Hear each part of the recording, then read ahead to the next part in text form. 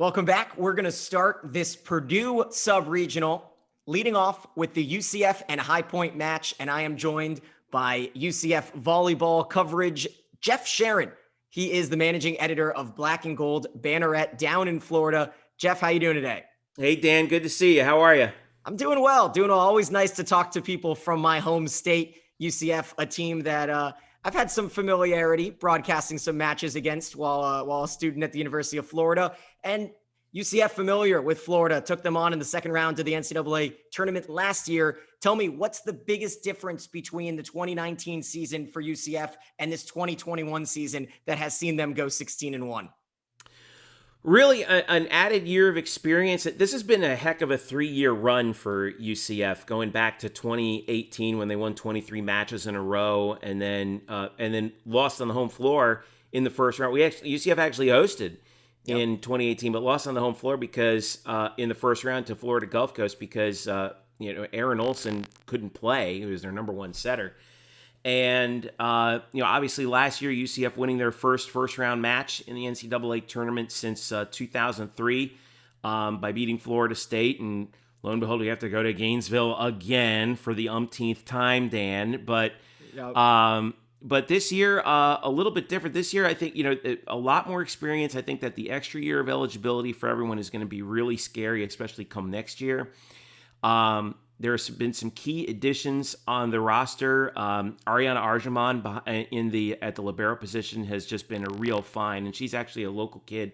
Went to Bishop Moore, played for Tanya Jarvis, who actually played at UCF when she was a volleyball player there, and then was at Wichita State actually, and then transferred back to Orlando to come to UCF. She's been great on the back line. And Tali Marmon's been an amazing addition too. She came down from Rutgers, provides some great experience, and a good sort of second line on that left side to complement the great McKenna Melville. So UCF has, I would say, I hesitate to say upgraded from last year because we had some amazing players last year, and Christina Fisher, of course, and Mackenzie Kuchmaner, but this group, given all that they've been through, and that everyone's been through really with the pandemic, has really, gelled and come together very quickly to the tune of a 16-1 record.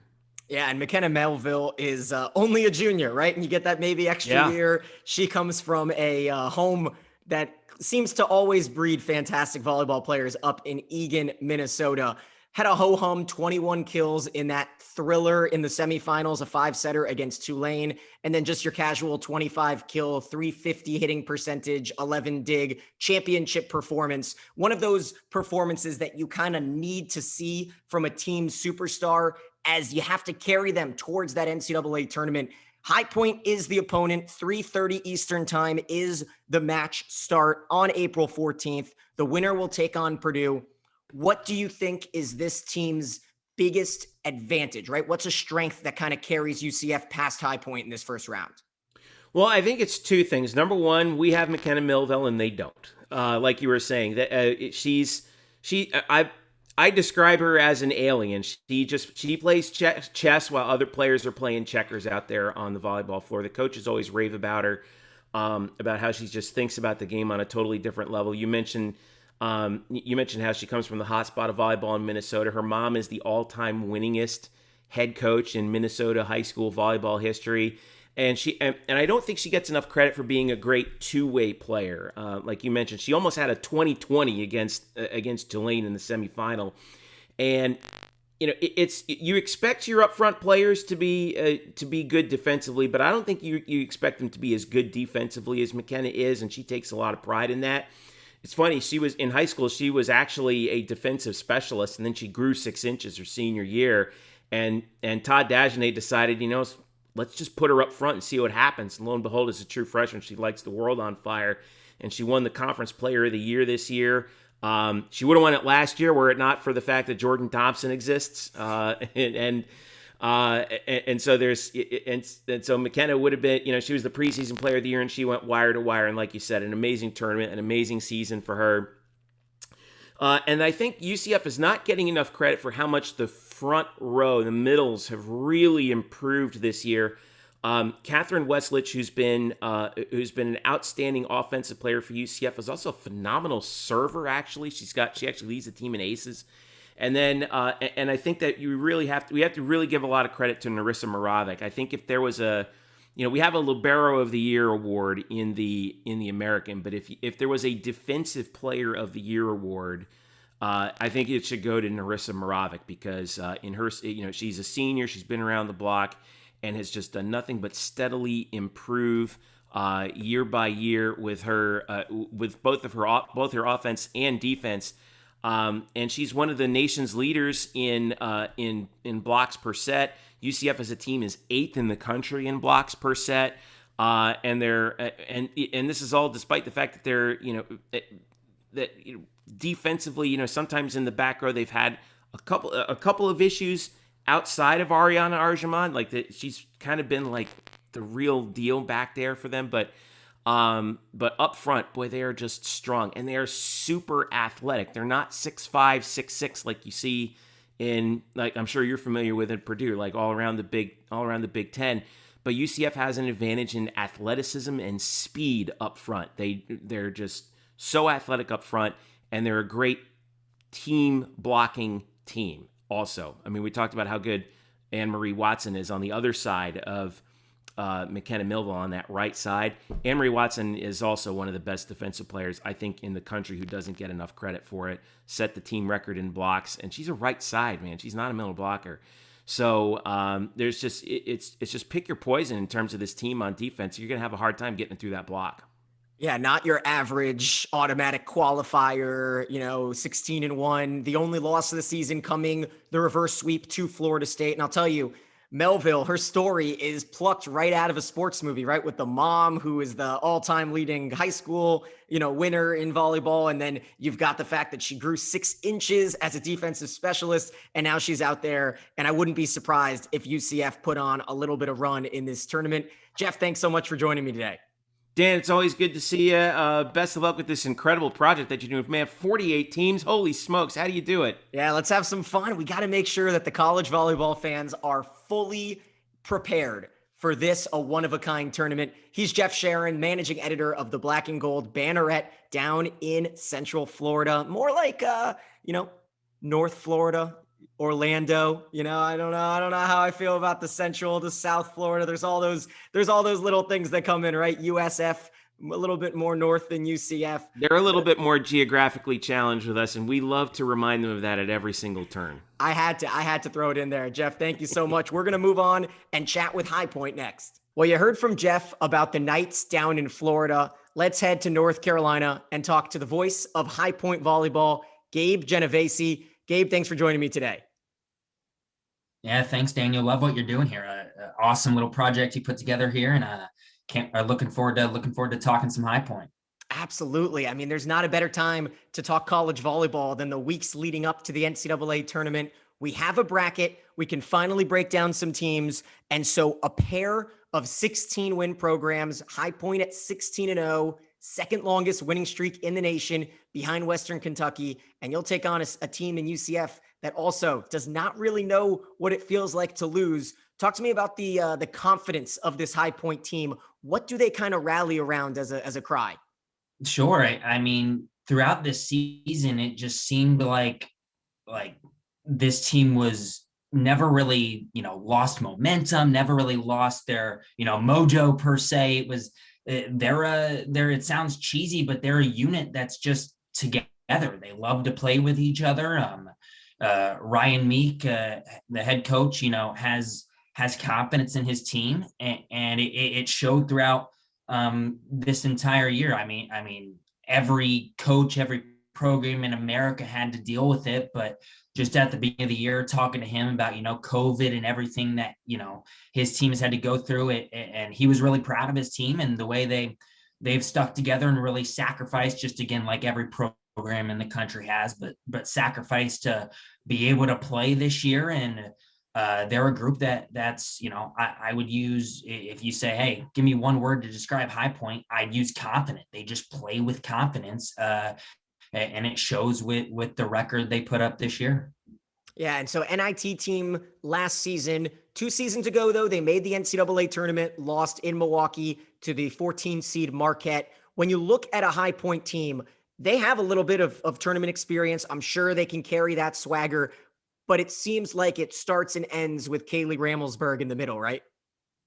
Yeah, I mean, Kaylee's dominant. Like she's gonna do her thing. There's matches where she almost seems quiet, and then you look and it's like, oh, 7 kills, no errors at the beginning of the third set. Like it's just she's gonna get her swings and she capitalizes. You said it starts and ends. I mean, when you're hitting going last weekend of the season, it was 460 when you're seventh in the country in hitting percentage. The Ramelsberg's definitely going to get a lot of attention over the middle when you see, third on the team in goals, plus the hit percentage, plus what she does with the block as well. But I mean, I think it's the depth on this High Point team that's so impressive. You look and you go, yep, there's Kaylee. And you go, oh, yep, there's Madison Smith on the outside. And then there's Annie Sullivan on the outside. And then it's a very, young team, but your libero, Abby Bottomley's, a senior leader, over 2,000 career digs. She's just the 6th player in Big South history to have over 2,000 career digs. And she's really the leader in the back line. So it's almost like it doesn't stop. The layers and layers to this High team is what makes them so impressive. Yeah, and the year before, I didn't even mention that, they took a set off of Purdue out in Utah. So this High Point team, I don't think they should necessarily be coming into this match as an underdog per se. There is a lot of talk about UCF and how talented they are coming out of a good conference in the AAC, and they really ran roughshod through that. But when you look at High Point, what area of their game is the dividing force when you come down to a big match like this? I mean, they are trying to get out of the first round for what feels like the first time. Have they ever made it to the second round here in the NCAA tournament? I mean, when you look at it, it's just I like what you said at the beginning of that. They don't feel like an underdog. Like they are. UCF's favored, and because of the bigger conference and how talented they've been this season. You mentioned it at the very beginning of this, couple 16-win programs that have just been, on a tear. But in my opinion, this team isn't gonna feel like an underdog, and it's because of, I might have answered the question with my last answer, but for me, it's the depth on the team and how many different areas they can attack from and they can get points from. Annie Sullivan's gonna normally has the most swings in a match, and she hits 290. Like when you're hitting 290 and you're, that's the third best percentage on the team. Like that's the kind of, depth this team has. And I didn't even mention Gabby Edelberg in my last answer over the middle. She's been just on a tear defensively as well. She's had at least 7 blocks in her last few matches. She's also top 30 in the country in hit percentage. So when you say driving force, I know I kind of just keep throwing out names here that a lot of people, aren't going to know, but that's what we're driving here for. Force for me. Exactly. The driving force for me is how much you have to pay attention to as an opposing coach. It's not, okay, let's zero in on player X. She might get hers, but let's force others to beat us. It's no, you've really got to strategize and know what you want to do against a High Point team that can score in all different ways. So it'll be a 3:30 p.m. Eastern time start between UCF and High Point on that Wednesday, the 14th. Then they'll face the 7 seed in Purdue, also at 3:30. Last thing that I've got for you here, Gabe. There's only 5 matches out of 16 this year for High Point that they've dropped a set. A couple of them 5-set thrillers in Charleston against Charleston Southern. But what are the signs that this team has looked a little human at points to you and could be a worrisome, area against the UCF team that is pretty loaded?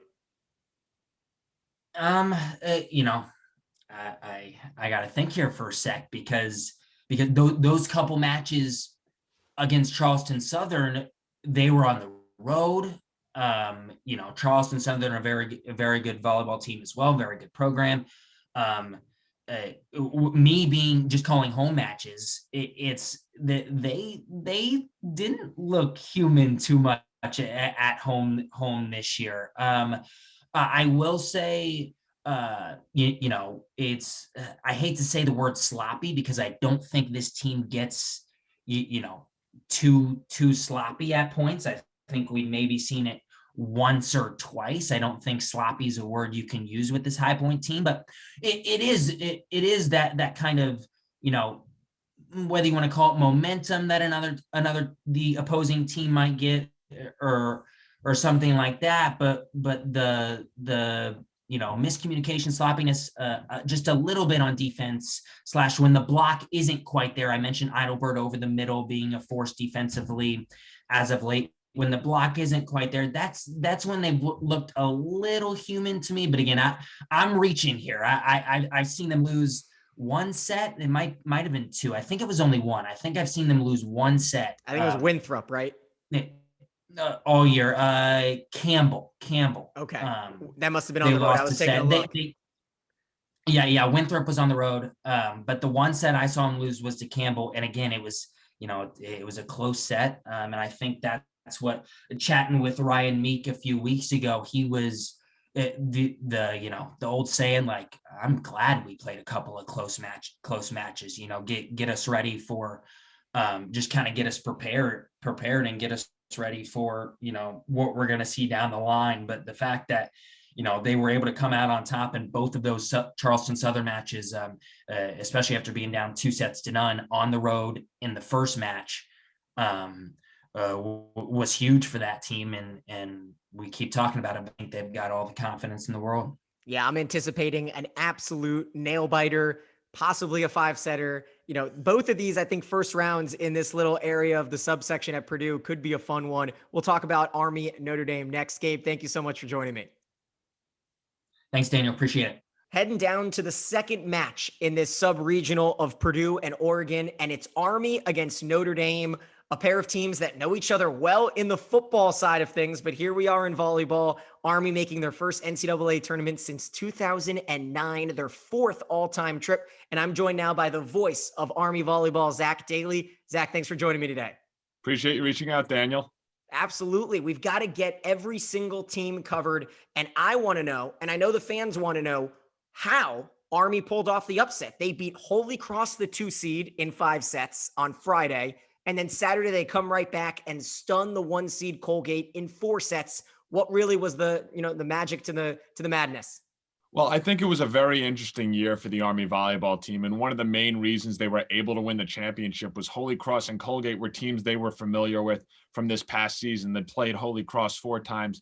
They played Colgate twice. In fact, they gave Colgate their only loss of the season in the match at Gillis Fieldhouse earlier in the year. But what really helped Army out was they did have a senior team, and being able to see these teams previously in the year, they really knew what was coming at them. They were the better team than Holy Cross, despite what the seeding said. They got unlucky with a couple of games getting postponed due to COVID protocol. But being able to beat Colgate on their court, that was a big win. Winning that championship game, that really solidified this senior class's legacy. So what stands out to me about this match against Colgate, obviously the cards are stacked against you. You're not at home. Colgate's the favorite. You haven't made the tournament in forever. Then you go up 18-12, already up 2-1. And while you're broadcasting this match, you're probably thinking, this is it. I mean, we're headed to the NCAA tournament. We're about to win the conference. And then Colgate bounces back, pulls within 3 at 18-15, and then takes the lead at 22-19. It's an incredible 10-1 run, but Army doesn't give up. They bounce back. They pull within 1 at 22-21, and then at 23-21, they finish it on a 4-0 run. It was a block to win it. No better way to represent the season, right, for Army than a block to win in a come-from-behind fashion. And one thing you'll see about any Army team, Daniel, whether it's volleyball, football, lacrosse, they're resilient. Whenever you have Army across your chest, you know you're coming up against a tough team just because what these young men, and in this case, these young ladies, are going to do after their athletic career in college. So seeing them be able to, take the lead, give up the lead, you knew they weren't done. I've been watching this team for 7 years now and calling these games for just as long. And I've seen this team come back from deficits just like that. This team can get hot, and they can get hot quick, especially when things start going their way, when they're able to get their service going well, when they're able to get their blocks going well. Like you said, they won it on a block. And when their defense is strong at the net, this team can get on a roll. And we saw that. They closed it out strong against Colgate. And arguably, probably the biggest win the program's had since 2009 when they last won the Patriot League. Yeah, they beat Colgate last year in the semis, but then fell to American in the championship. So tell me about this team, Zach. When I'm watching this match, and, Notre Dame is a team that is tested, right? They're battle tested, as you like to say. They've played the best of the best over the last few seasons. They're used to making the NCAA tournament. What defines Army? Are they a scrappy ball club? Are they, tall and they use their size, as you mentioned, in the block? Or is it someone that really just tries to work your way through a match? They're an athletic team. They might not be the tallest team out there. Notre Dame's probably going to have us on height, but we are a very athletic team that's able to play above our height. We don't have many girls on the team that are 6'1", 6'2". We got a bunch of freshmen who are in there at 5'10", 5'11" that are contributing, but these girls are athletic and they can really jump. That's what really defines this team, along with its overall depth and balance. You don't have, like I said, this win and this championship defines the senior class's legacy, but they had help from the juniors, the sophomores, and especially the freshmen. They have a very young freshman class this year that has a lot of contributors. And to quote Alma Cavacci-Lee, the head coach, these freshmen, again, they might not be that tall, but they can quote unquote jump out of the gym. They are athletic, and that could be a big factor. Getting these freshmen young NCAA experience and being able to say, hey, we've already made a tournament. This might only be the tip of the iceberg for this freshman class. Yeah, you've got to think that this is all kind of found money right now. Not to mention, for a team that hasn't been there, it's nice to be playing at noon, not having to wait until 10 o'clock, 7 o'clock at night. We're going to get to see this team as one of the first matches on Wednesday against Notre Dame for the right to play the 10 seed Oregon. Looking forward to it. And it's always great to chat with any fellow play-by-play broadcasters. Zach, have a fantastic week. Hope you have a good time during the tournament. Thanks for catching up with me. Daniel, thanks for reaching out. Have a good tournament as well. No problem. We're going to head up towards New Mexico. Nope, excuse me. We're going to head up towards Notre Dame next. He's Zach Daly, the voice of Army Volleyball, and I'm Daniel Gillman. Well, time to wrap up this Purdue Subregional with Notre Dame. We talked about the Army-Notre Dame matchup a few minutes ago, but now let's take a look at the Fighting Irish side, talking to the sports information director up at Notre Dame with Pat Durant. Pat, thanks for joining me today. Thanks for having me, Daniel. No doubt about it. It's always a tournament when Notre Dame is involved, back-to-back years in the NCAA tournament for the Fighting Irish. And I remember, a five-setter that Purdue was involved in a few years ago with the team. A lot of familiar faces from that NCAA tournament team in 2019. Charlie Nigo feels like she's still the centerpiece of this team, but who really helps her around with some of the additional help on the outsides? Yeah, I think, like you said, Charlie is obviously the main cog, so to speak, and has been a double-double machine for really all 3 years, but especially down the stretch here this season for sure. Zoe Nunez, junior captain, joined Charlie, first team All-ACC, the duo, received that honor for the second straight year, and they were both second teamers as freshmen in 2018. So I think Zoe, as the primary passer and really a leader emotionally for this group, as a setter. Then Caroline Muth, another one on the outside, sophomore out of San Antonio, very highly touted recruit. And you could see it even a season ago, her first match. Notre Dame always hosted tournament to start out the season. And immediately that first set, she walked on, and the energy and the enthusiasm and kind of that leadership that she takes with her emotion, even as an underclassman, has been key to this team. And then Aubrey Hamilton. So Aubrey Hamilton's one of 3 freshmen for the Irish. And Aubrey is an outside hitter, started every match, has played in every set, and part of a recruiting class that was ranked 10th by Prep Volleyball coming into this year. So Aubrey on the outside, And two other freshmen too that I'm sure we can get into. Lindsey Miller, middle blocker out of San Diego, and then libero Hattie Monson out of Illinois, who's also started every match. So those three freshmen, while there's a lot of familiarity from last year to this year, those three freshmen have also stepped in and played a massive role for the Irish. Yeah, taking a look at this schedule, what was it like for the team and kind of the crew around the team with this separated season? There's not too many ACC teams in the tournament, not too many SEC teams in the tournament, so very few really had to deal with this abbreviated, let's play in the fall, then let's, regain some momentum and try to build confidence again and a reason, right? The motivation level, that's what I'm asking, is felt like it was hard to try to grab with this double season.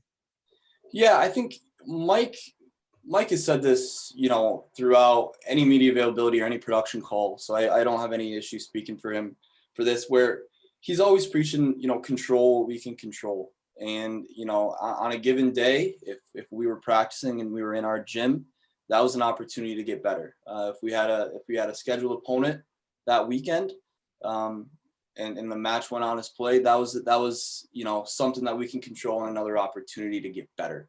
So I know that a later start to the fall meant a longer time for this group, especially again filled with those three freshmen that played key parts. That was the longest preseason they've had, maybe forever, like at least until Mike's been here too. So yeah. I think he viewed, and this team viewed, each day in their gym, as a blessing, and had that type of mindset, especially everything given this past year. Obviously, the NCAA canceled the championship in the fall, and in the ACC for a while, it looked like it was up in the air. But we played, and we had a really tough pod too with Pitt and Boston College and Louisville. So that was an opportunity in the fall, maybe with a little bit of an imbalanced schedule in the ACC, to go out and play some really, really good teams, that ended up in the top half of the ACC standings. So I think that's what really catapulted this team, is that fall success. And then he had 4 months to build off that and get even better into the spring. So I think this group really did take every day as a blessing, and that comes from the top down with Mike, and just viewed each day as an opportunity to get better. And I think you saw that momentum after a 7-1 fall carry its way into the spring, and it was tough. I mean, you saw Notre Dame was one of the last 4 teams in, right? That you go into the last weekend, you play a Georgia Tech team that's really good, and then you had to take care of business, and you couldn't fall asleep against Duke, because I think if we dropped that last match against Duke, maybe we're not in. So from start to finish, it was pressurized, especially with limited at-large bids. But this team, again, viewed every day as a blessing, and controlled what they controlled, and continued to build from a fall into a unique spring season. Yeah, Georgia Tech and Notre Dame named as one of the last 4 teams in from the committee chair, TJ Meager, at the end of that selection show. And I have to imagine that it was probably sitting there between Florida State and Notre Dame, and it all comes back to that first match of the season, sweeping Louisville, a top 20 team that got a national bid, and not just a national seed, but a top 12, top 13 seed for the Cardinals. And you mentioned that pivotal sweep at the end of the season for Georgia Tech. So we'll see what Notre Dame can muster up here against Army. They've got an early one. It's a noon Eastern time, first serve on Wednesday, April 14th, for the rights to play Oregon. Pat, thanks so much for joining me today. Awesome. Thanks for having me, Daniel. No doubt about it. That'll wrap up our little subsection for Purdue and Oregon. Stay tuned for more updates from around the league.